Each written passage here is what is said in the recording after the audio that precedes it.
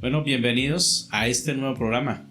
Damos la bienvenida a los que ya se han unido a nuestro canal, ¿verdad? Hay algunos que ya nos están dando a seguir, otros que ya nos están comentando, se les está respondiendo a los comentarios y algún día haremos lo que llaman un video de fe de rata, donde se lee alguno de esos comentarios y pues le damos respuestas a algunos de los que nos comentaron más que tema en el tema de la salvación.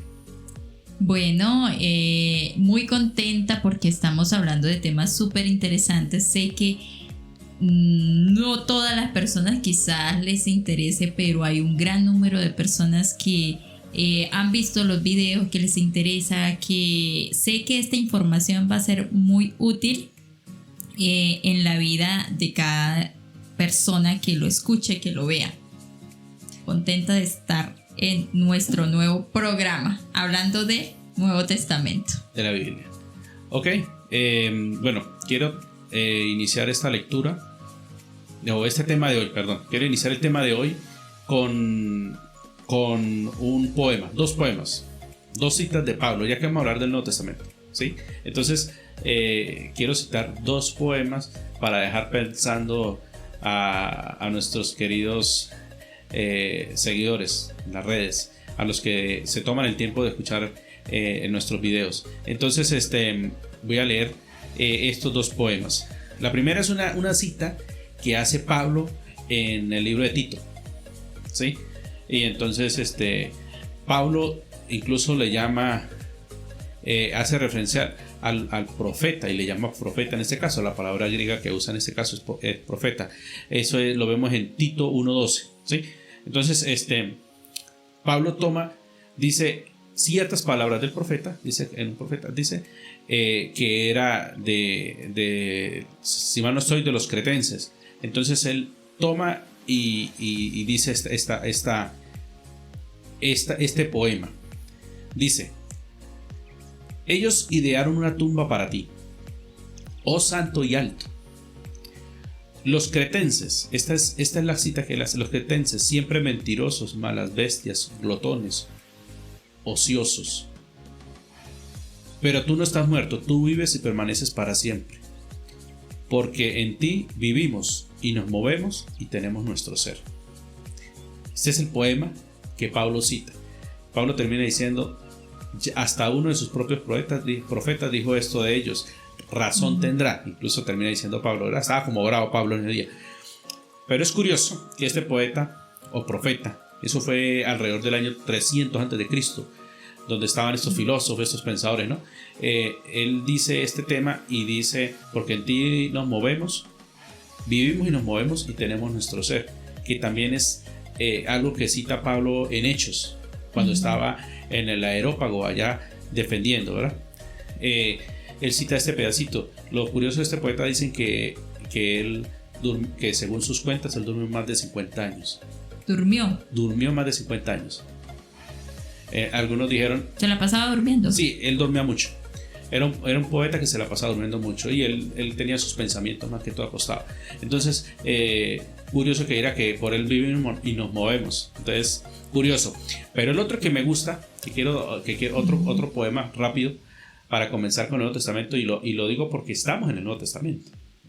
Hechos 17. Pablo se encuentra en una situación allá en el Areópago y lo reunieron y él citó un poeta o un poema. Él dice ahí, como vuestros propios poetas dicen, y citó algo que se ha creído como una palabrita mucho de nosotros como cristianos. Pero Pablo estaba citando era aquel, ¿verdad? Claro, él lo citaba para decir, yo sé que ustedes dicen esto y esto, pero él quería demostrar que Dios era mejor, que Dios era el sobre todo. ¿Y cuál parte del poema fue? Ok, dice así. El poema dice así. Este es un poema de Aratos y el poema se llamó Fenómenos, ¿sí? Dice: de Zeus comenzamos, a él los mortales nunca lo dejamos de nombrar. Llenas de Zeus están todas las calles y todas las plazas de hombres. Llenos están el mar y los cielos. Siempre tenemos necesidad de Zeus, porque linaje suyo somos. ¿Y Pablo cuál parte mencionó? Linaje suyo somos. Ok. Él dice, Pablo dice, como algunos de vuestros profetas dicen, porque el linaje suyo somos. Y pues como cristianos a veces lo tomamos solo este pedacito, pero es curioso. Eso tiene un trasfondo, pero simplemente lo quiero dejar como curiosidad para dar inicio a este tema de la Biblia. ¿Qué tal si iniciamos? Sí, aunque yo quisiera hablar del trasfondo, pero iniciemos para no desviarnos del tema, porque pueda que algunos se confundan. Y obviamente Pablo estaba en una cultura tomando, eso es un adelanto, tomando parte, eso se llama en misiones, creo que inculturizar, algo así. Tomando parte de una cultura, elementos de una cultura para hacerles claro el evangelio, ¿no? Algo que ellos conocieran para hablarles del evangelio en términos que ellos estaban acostumbrados a escuchar. Es que, permíteme, ya que tomó para dar un poquito de esto, es que él lo usa de esa manera. Eso es lo curioso del dato, que él lo usa de esa forma. Y porque cuando él empieza a hablarles, les habla sobre el Dios no conocido. Ellos tenían tantos dioses y tantos pensamientos y tantas cosas que tenían un altar a un Dios no conocido. Por si acaso, ellos decían, por si acaso hay otro que, bueno, él les habló a ese Dios no conocido, usó esta parte, ¿cierto? Y cuando ya lo citan él allá, él comienza a usar pedacitos de esos profetas para dar a entender su idea de que Dios está sobre todas esas cosas, que no era Zeus, que era Dios. Y entonces él usa este pedacito de incluso no lo usa ahí solamente, porque el linaje suyo somos escogidos, él lo usa en otra parte. Pero termina, Pablo creo que eso se llama defendiendo, apologética, defendiendo su fe en medio de... O propagando su fe. En medio de aquel pueblo. Usa estas expresiones o cita a estos poetas y... trata de llevar su idea, porque eran pensadores. A él lo reunieron, fueron pensadores de diferentes escuelas, ¿verdad? Y cuando estaban escuchando todas estas palabras, estaban prestando atención, hasta el momento en el que él dice que Jesús resucitó. De ahí fue algo en el que ya dijeron ellos, no, esto no lo aceptamos. Pero bueno, eso sería un tema interesante para otra ocasión. Esto es algo interesante para empezar a hablar del Nuevo Testamento. Y bienvenidos a Nuevo Testamento Introducción. Estamos dando una pequeña introducción de lo que es Biblia. Ya hablamos del Antiguo Testamento y ahora queremos hablar del Nuevo Testamento. Ok, entonces iniciamos.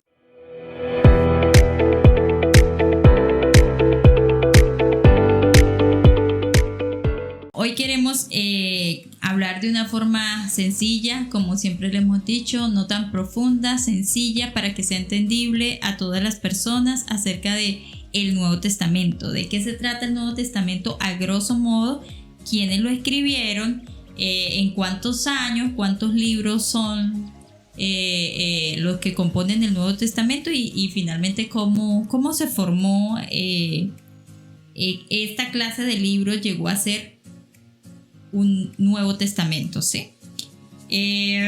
Lo que quiero de pronto empezar es ¿de qué se trata el Nuevo Testamento? Para usted, ¿de qué se trata el Nuevo Testamento? ¿Qué es lo que cuenta el Nuevo Testamento? ¿Qué es lo que cuenta el Nuevo Testamento? Viene haciendo todo lo que fue la gracia del Señor Jesucristo. De ahí en adelante, el inicio de la iglesia, el inicio de nuestra historia, ¿sí? De nuestra historia reciente. El Nuevo Testamento habla sobre la esperanza nueva que contamos como hijos de Dios. El Nuevo Testamento nos habla del amor que Dios tuvo hacia el mundo, que se ideó aquel plan maravilloso para que nosotros tuviésemos una oportunidad de ser salvos. Y bueno, y muchas más cositas. Así es. Entonces, Nuevo Testamento, uno dice porque esa palabra testamento también significa pacto y también es para hacer como el contraste del Antiguo Testamento que ya hablamos, que fue compuesto más que todo de la historia de Israel con Dios, y el nuevo pacto que viene a ser la historia de Jesús, como lo dijo usted, con su iglesia o con la iglesia. Además de la historia de Jesús, cuenta los inicios de la iglesia y cuenta también o los apóstoles empiezan a escribir, a aconsejar, a sentar doctrinas, a todo esto a la nueva iglesia. Y el último libro, que es encantador, que habla de el futuro, Apocalipsis, de muchas cosas de las que estamos viviendo. Entonces, a grosso modo, de eso se trata el Nuevo Testamento. Me he dado cuenta que Nuestra querida oveja no ha visto el video porque no nos ha hecho referencia al Apocalipsis. El Apocalipsis no se trata de dar o de usarlo para como asustar, ¿verdad? Porque la palabra Apocalipsis suena como que se acabó todo. Y más bien el Apocalipsis es como para dar una esperanza. Para dar esperanza. Para dar esperanza del porvenir, de que a pesar de va a haber algo mucho mejor. Exactamente, así que nada de miedo, de temor, sino más bien esperanza. Cero nervios. Cero nervios. ¿Qué más podemos decir del Nuevo Testamento? Muchas cosas. Vamos a ir de quizás lo sencillo a lo más complicado. Bueno, los libros. Dijimos que el Antiguo Testamento se forma de 39, el Nuevo Testamento 27 libros, ¿sí? Entre ellos están los Evangelios, que son 4, un libro histórico, solo uno, Hechos, y cartas o epístolas, ¿sí? Están las de Pablo, Pedro, Juan, bueno, varias cartas, y el último libro, como ya lo mencionamos, Apocalipsis. Correcto. Los autores, ¿cuál es el autor favorito suyo del Nuevo Testamento? Bueno, creo que digo yo, es mío y creo que la mayor parte se hablaría de Pablo. Lo que pasa es que Pablo tiene un lenguaje más, o sea, en el que usted tiene que leer y volver a leer bien. Pablo tiene un lenguaje más exquisito, más fino, y entonces entra usted a leer, pero profundo. Muy profundo.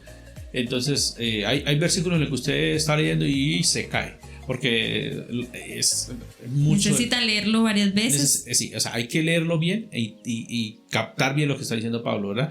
Pero Pablo, primero tenemos varias cartas de Pablo, ¿verdad? Que fueron enviadas a diferentes personas, y entonces vemos a un Pablo llenando gran parte del Nuevo Testamento. Me gusta mucho Hechos de los Apóstoles, Lucas, porque viene a ser Lucas. Lucas era su forma de narrar las historias, eran mucho más organizadas, y entendiendo que Lucas no escribía para un judío como tal, sino una persona que para un gentil que no entendía las costumbres tal como, o sea, de pronto sí las tenía claras, pero había que explicarlas bien, ¿verdad? Y Pablo escribe desde el punto de vista que, aunque Pablo iba a los gentiles, Pablo escribía mucho en las cartas a los gentiles, como a Romanos, por ejemplo. En Romanos usted ve un desarrollo más entendible de Pablo, pero en cartas donde habla a los judíos, pues era como que estoy hablando con personas que entienden nuestro idiosincrasia, nuestra cultura. Entonces Lucas era otra persona que le escribía a alguien que no entendía eso, entonces era más detallado en los temas para que fuera más claro sus libros. Así es. Entonces los escritores bíblicos del Nuevo Testamento pues no son tantos como el del Antiguo Testamento. Como dijo usted, Pablo se encargó de llenar casi el Nuevo Testamento, sí, de escribir varias. Mateo, apóstol de Jesús. Juan, también escribió hermoso Juan. Santiago, el hermano de Jesús. Pedro, que también fue apóstol de Jesús, y dos hermanos de Jesús, ¿no? Santiago y Judas. Y la epístola de Hebreos es anónima, no sabemos quién la escribió, así que no sabemos quién Pablo la escribió. Estos son los autores. El tiempo, a diferencia, nuevamente digo, del Antiguo Testamento, que duró un periodo de 1000 años o más para componerse debido a la larga historia de Israel, el Nuevo Testamento se compuso de forma rápida, ¿sí? Después de que Jesús subió, más o menos a 20 años después, ya se estaban registrando estos escritos, o antes quizás, pero que uno tenga conocimiento. Ejemplo, se dice que la carta de Santiago, Tesalonicenses, el Evangelio de Marcos y Mateo fueron de los primeros escritos del Nuevo Testamento, y el último pues se cree que fue Apocalipsis, más o menos al terminar el año 100 después de Cristo. O sea que en el año 100 después de Cristo prácticamente ya estaba escrito el Nuevo Testamento, en 50 años aproximadamente. Eso fue rápido, ¿sí? ¿Qué más decimos de el Nuevo Testamento? El Nuevo Testamento. Tengo una curiosidad. Espérame un poco la cámara. Solo una curiosidad bíblica del Nuevo Testamento. Safira. ¿Sabe quién era Safira? La de Hechos, La de Ananías. Hechos, Ananías y Zafira. Zafira fue la mujer que menos horas estuvo viuda, según relatos de la Biblia, ¿no? Ujú. Porque el esposo miente, ella queda viuda porque él muere por mentir, y 5 horas aproximadamente después ella viene y muere. Curiosidades bíblicas. Continuamos. Buen chiste, no mentira, buena curiosidad. Viuda por poco tiempo.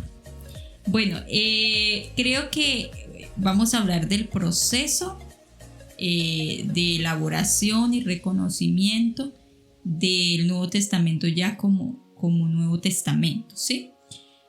Se dice que la iglesia, en la medida que se fueron escribiendo los libros, los iban coleccionando, los iban guardando, los iban apreciando, porque era la historia de Jesús. Ejemplo, los Nuevos Testamentos fueron muy apreciados por la iglesia porque contaban la historia de Jesús, sus enseñanzas, su nacimiento, así que fueron valorados, y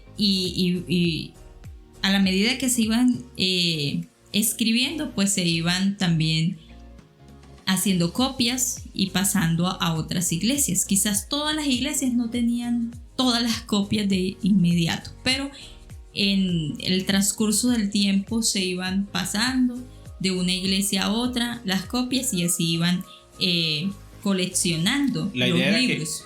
la idea es que estas cartas no solo se leían en una iglesia, ¿no? O sea, se pasaban, como Sí. se dice, se estaban pasando porque hay que ubicarnos en el punto histórico. No había internet, No había internet exactamente, y no era como yo que ni, necesito ni impresiones ni ni impresiones públicas. digitales. Ujú. Todo el mundo no sabía escribir, sí, o sea, de esa manera. Se tenía mucho cuidado cuando se transcribía ese tema, porque no era Era que una tarea sí, era una tarea que no era cualquier de escriba. profesionales.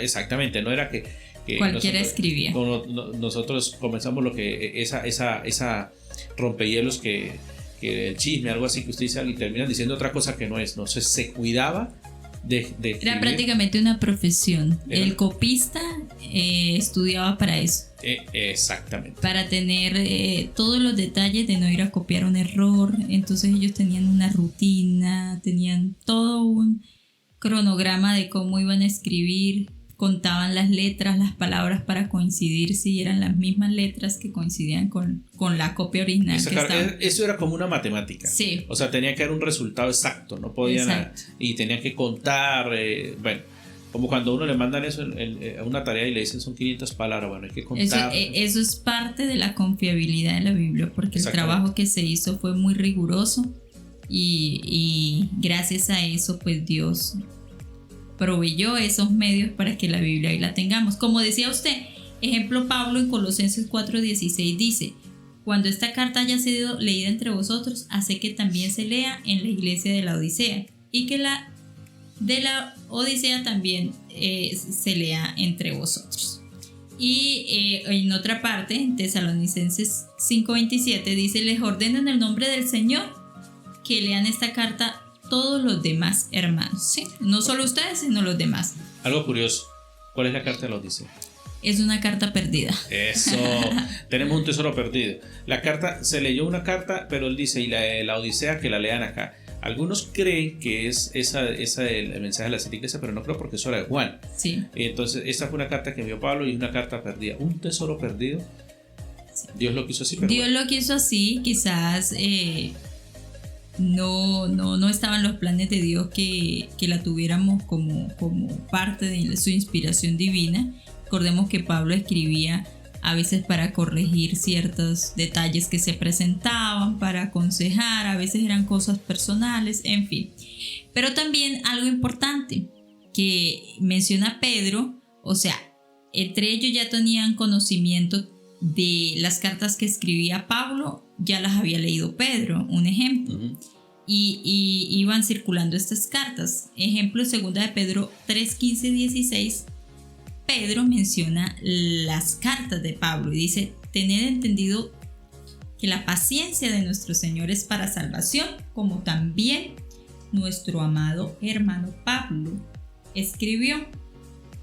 Pablo, según la sabiduría que le había sido dada, os ha escrito. casi en todas las epístolas hablando en ellas de estas cosas, entre los cuales hay algunos difíciles de entender, lo que usted decía. Hasta el mismo Pedro decía que Pablo a veces era difícil de entender. Sí, exactamente. O sea, Pablo era estudiado. Pablo hablaba varios idiomas. Pablo, antes de convertirse, era de los un erudito. Ajá, y entonces a veces a los eruditos es complicado, ¿no? Pero Pablo procuraba, imagínense cómo diría cuando Pablo hablaba con los... Por eso fue Pablo el que pudo hablar con aquellos pensadores y filósofos. O sea, su pensamiento era bastante alto. Por eso a veces era enredado. Dice, los cuales los indoctos e inconstantes tuercen, como también las otras escrituras para su propia perdición. Pedro está diciendo que hay algunas personas indoctas sin mucho conocimiento que leen las escrituras de Pablo y las tuercen. Pero mira, este pedacito es importante. Dice, como también las otras escrituras, y esas escrituras con E mayúscula. Entonces Pedro prácticamente está poniendo en el mismo nivel de las otras escrituras, dando a entender como el Antiguo Testamento, los escritos de Pablo, ¿sí? Curioso. ¿Qué pasaría si hoy en día, ¿verdad?, no supieran? Estuviéramos dirigiendo una iglesia y de repente mandamos unos WhatsApp a una iglesia que tenemos estamos transmitiendo desde Piedecuesta. Estamos transmitiendo desde Piedecuesta y mandamos una carta a la iglesia en Florida. Son las nuestras cartas. Y a la iglesia de Florida le decimos, por favor, cuando la terminen de leer, la pasan a la iglesia de Girón. Y la de Girón, que la lean en Florida. Eso es lo que estaba pasando en ese momento. Pero ¿qué hubiera dicho Pablo si le dicen, Pablo, tus escritos van a estar a la par con los escritos del Antiguo Testamento? ¿Qué opina? ¿Qué cree usted que hubiera dicho Pablo? No sé, yo creo que a veces Pablo no sabía la magnitud de lo que estaba pasando y la historia que le estaba haciendo. Le estaba haciendo historia. No sé si el Espíritu Santo le había revelado, pero ciertamente sí había sido inspirado por Dios. Bueno, por eso es que el testimonio es importante. Pablo no sabía que estaba haciendo historia. Pablo estaba enviando cartas dirigiendo la iglesia, porque recordemos que era el inicio de la iglesia cristiana. O sea, esto es lo que estamos hablando al principio, que era el Nuevo Testamento. Esto fue el inicio de la era de la iglesia cristiana. Entonces, había muchas cosas que la gente decía, bueno, ¿qué tengo que hacer? ¿Qué debo hacer? ¿Qué tengo que hacer? Todavía hay personas que dicen, pero llegan al cristianismo y dicen, bueno, ¿y qué hay que hacer aquí, verdad? Sí. Hoy nos pasó un caso curioso con un niño. ¿Qué fue lo que quería el niño que leyera? Creo que la hostia. La hostia, ¿verdad? Terminamos el culto de oración y la hostia. Aunque después no se aclaró y fue la hoja. Uh-huh. Bueno, pero la iglesia se preguntaba, ¿qué vamos a hacer ahora? ¿Qué tenemos que hacer ahora? Entonces ellos procuraban dirigir la iglesia conforme ya a las enseñanzas de Jesús y con las revelaciones que iban teniendo. Entonces iban dirigiendo cartas para aquí y para allá. Pablo no sabía que estas cartas iban a dirigir la iglesia en general. Así como no lo sabía de repente Pedro, ni lo sabía Juan, ni nada de esas cosas. Lucas simplemente le estaba escribiendo una carta a Teófilo. Y entonces, pero el testimonio es tan importante porque usted no sabe si lo que usted está desarrollando hoy es historia, si va a ser parte importante en el evangelio. Entonces, siempre debemos procurar andar como embajadores de Cristo. Así es.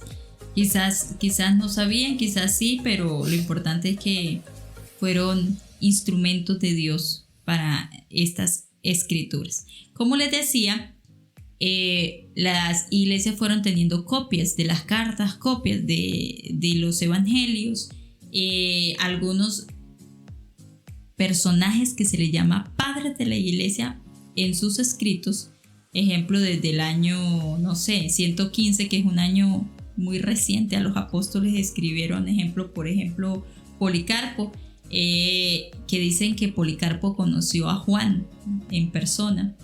Él ya mencionaba en sus escritos 15 libros del Nuevo Testamento. Quizás la iglesia de él pues ya contaba con 15 libros del Nuevo Testamento, otros contaban con 21 libros, otros con 22 libros. Así la iglesia iba coleccionando estos escritos y los iban leyendo en sus iglesias como parte de la instrucción divina. Pero ¿qué fue lo que llevó a la iglesia a fijar posición y a decir, estos libros son los libros del Nuevo Testamento, estos libros son los libros inspirados. ¿Qué fue lo que llevó a la iglesia a tomar esa decisión? Porque todo esto iba como en un proceso natural. Yo tengo las cartas de Pablo, las leemos. Yo tengo la carta de Juan, la iglesia, qué bendición tener la carta de Pedro, la carta de Santiago. Quizás mandaban un correo, por favor, un correo humano, ¿no? Sí, claro. Envíame la carta de Santiago, que la queremos. Y ese correo humano demoraba días. Sí, que la queremos tener, queremos saber qué fue lo que dijo Judas, el hermano de Jesús, y era un proceso natural y ellos no se habían ocupado o preocupado de decir, no, es que vamos a recolectar todos los que escribieron los apóstoles y el círculo cercano de los apóstoles no, sino que se vieron forzados, fue como un proceso donde quizás Dios lo permitió y se vieron forzados a fijar una posición y decir, estos son los libros de los apóstoles, los libros inspirados. ¿Por qué? Porque en ese tiempo, en el año 150, empezó a moverse el gnosticismo, o ya se estaba moviendo, que era más que una religión, era como un movimiento, ¿no? Filosófico, también religioso, y de ahí surgió un hombre llamado Marción, con tilde en lado Marción, que tenía mucha mezcla del gnosticismo y luego del cristianismo, y él no le gustaba el Dios del Antiguo Testamento. Él decía que el Dios del Antiguo Testamento era muy justiciero, y entonces él forma toda una falsa doctrina diciendo que el Dios del Antiguo Testamento era diferente al Dios del Nuevo Testamento y que el Padre de Jesucristo era un Dios bueno y el Dios del Antiguo Testamento era un Dios malo, un Dios justiciero que a él no le gustaba. Así que él dice, el Antiguo Testamento no es palabra de Dios. ¿Esos son los gnósticos de ahora? ¿O es la misma teología, me imagino? Teología. De pronto han evolucionado, pero tienen sus raíces desde allá, ¿sí? Entonces, ¿qué dice el Antiguo Testamento? No, ya vimos que el Antiguo Testamento había sido aceptado por el pueblo judío y por la iglesia cristiana. Ellos tenían la Septuaginta y la leían. Pero él dice, Nuevo Testamento no es palabra de Dios. Y dice, de los libros de los apóstoles y de la primera cristianos, solo voy a tomar Lucas, le caía bien Lucas, y voy a tomar los escritos de Pablo. El resto tampoco es palabra de Dios. Entonces prácticamente la Biblia de Marción era Lucas y epístolas de Pablo. Entonces él fue una persona que agarró mucha popularidad por sus enseñanzas y la iglesia se vio obligada de cierta manera a decir no es lo que dice Marción. El Nuevo Testamento está conformado por estos evangelios, por el libro de Hechos, por estas epístolas de Santiago también, de Judas, por el libro de Apocalipsis. Estos libros pertenecen, digámoslo así, a escritos de los apóstoles, escritos sagrados, escritos inspirados por Dios. Entonces hacen como de cierta manera una lista, pero no es algo que se reúnen a hacerlo, sino que es un proceso como muy natural, ¿sí?